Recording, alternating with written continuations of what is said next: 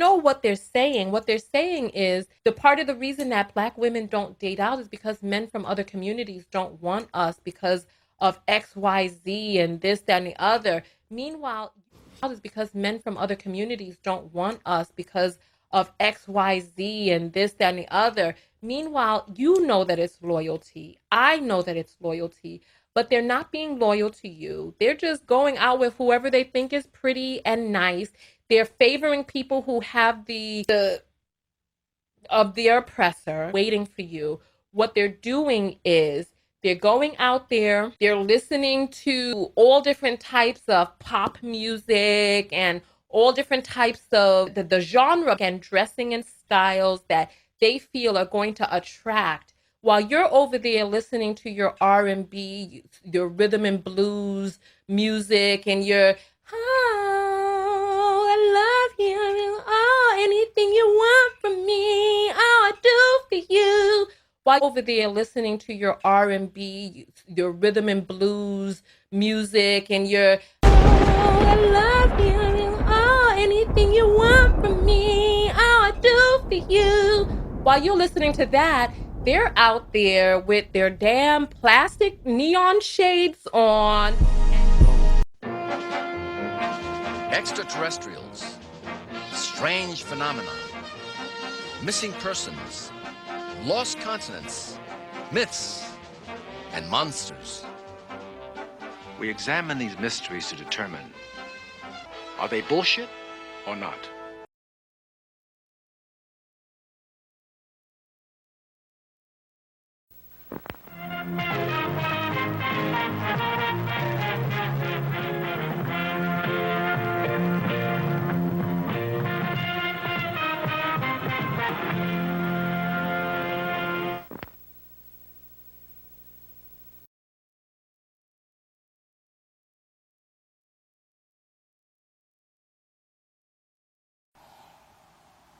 Hello, Knockouts. Tanya TKO here.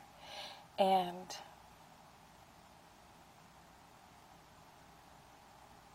I don't even know how to get started, but right now I'm in California. I'm living in my car. I've been living in my car for the past few weeks, and I have been dealing with this and trying to work it out, and I just can't figure out how to get out of this situation. As you know, I closed my business. I closed TKO Skin July 2014, and I had about enough money to last a year. And I think we did pretty good. You know, when I got to California a year ago, and I realized that I closed my business 6 months before that, I knew that I had to stretch my money for another 6 months, and so I went to Central and South America to write my book. And as you know, I got robbed my very first full day in Guatemala, robbed violently, and that sent me going southward, trying to find some place safe to write. And you guys were with me along this trip, and you know that it was a really hard trip. And so I came back from the trip without the books. So it was my intention to sell the books and to be able to even go on a tour and do different seminars and conferences or whatever, but the books never got written. And I had a little bit of money after that, enough money to get to California and get an apartment. And then, I don't know if some sort of, as if poetic justice or whatever, I never filed my my tax filings for TKO Skin. In New York State, it had been accruing over the past year and a half, and when I was at the airport, I started receiving these emails, and I'm like, what's going on? And the emails basically said that New York State had levied my bank accounts. They emptied all of them, even the PayPals. And so it was like, I'm at the airport, and if I would have gotten that message before, it's like this, everything just, like the perfect storm. If I would have gotten those messages before, I would not have come out here. And then so I come out here, I have a friend who owes me a few $1,000s, and I've been I've been like trying to pull together any bits of money that I had in different places. And I have a friend who owes me a few $1,000s. I thought he was going to come through for me because when he was in need and I lent him the money, I always thought that if I was in need, that he would come through. You guys remember my friend the bear? Way, way back. He and I, we've been friends for 10 years. And those of you who were with me in 2008 when I was making the videos when I was in Harlem, you guys remember my friend the bear and how he would participate in the videos and give advice and information to everybody. My boy. I always thought that because you know what, it's been 5 years since I lent him the money, and he always would say, "Oh, I'm gonna pay you back, I'll pay you back," right? And I didn't press him for it, and I always thought that if worst came to worst, that he would be there for me. But this man has, now he won't even answer my calls. He won't even answer my calls. That's how he's doing me. And I'm so silly. I'm over here thinking something happened to him or his daughter or something. And I'm like, are you okay? Is your child okay? Is everything okay? Silly me. Don't realize that he's avoiding me. And then I finally broke down and I was like, listen, I'm living in my car. I told you I need this money. And he texted me back finally after weeks. And he was like telling me that he doesn't feel that he owes me the money, and that it's my fault for letting it accrue, and that I should have paid it off a long time ago. Long story short, I lent him as much money as I could, as much cash as I could, and when I couldn't lend him any more cash, when I didn't have any more, I let him use my credit card. I have no love or give a shit about slap nuts here, okay? This is Tanya TKO. I usually say that she uses that last TKO because it looks like she knocked herself out in an epic bout of self-hate and shit. That's why she has those big horse denture teeth. And I'm just not feeling the whole ice cream bob thing and the excessive male hatred and the incessant videos attacking, men of an ethnic group that we share. Okay, I don't know if she's she's indigenous here to this country or not or anything. I don't know any of that bullshit. I just know she's a big fucking mouth. Okay, she's a big mouth. She takes shots all the time and she attacks us, not just here in the colonies, but all over the fucking planet and shit. She was recently chasing that simp Austin Hollerman and shit. Okay, I guess we can say that right now because he copped out and shit at the unwittingly positioning himself at the head of the whole passport bros thing and shit. Really just men taking vacations, by the way. Right? She takes shots all the time. And I was recently looking at a goddamn video posted by Bunker TV. He was laughing at her about some stupid shit that she was saying. And went back and I was looking at it today and, I saw that he had left me a comment. But, I scrolled down the comments and somebody had left a link there. I want to thank that gentleman. He had left a link that was from 7 years prior where she was stuck living in her car in Los Angeles and shit, okay? And I clicked on it, looked at it, had, my reaction, started with some laughter. And then I thought to myself, back in 1990 and shit, okay? 1990, I had to make a fucking decision. I had to make a life-changing decision and shit. When I just up and did a Coolie High, okay? If anybody knows that movie, anybody old enough to know the Coolie High movie, I reenacted the end of that movie. I was preacher leaving this bitch, okay? Leaving the south side of Chicago because there's nothing here. Nothing here. So I did a cold jump over across 2,554 miles to the West Coast. All right, and it was not an easy ride. I didn't have any help whatsoever. I squeezed blood from a rock. Okay, I've been places you wouldn't fucking believe and seen things you wouldn't fucking believe. And I thought about slap nuts here and shit. That she, 7 years prior, she was stuck in her in her fucking car. You know, she was stuck in her motherfucking car. You know, with no help, no nothing. Okay, apparently. All right, so you know, I listened to the bullshit and still had a laugh because I know what she would become in the future. That she would become the Lex Luthor of these divested and swirler shits and just a general nuisance.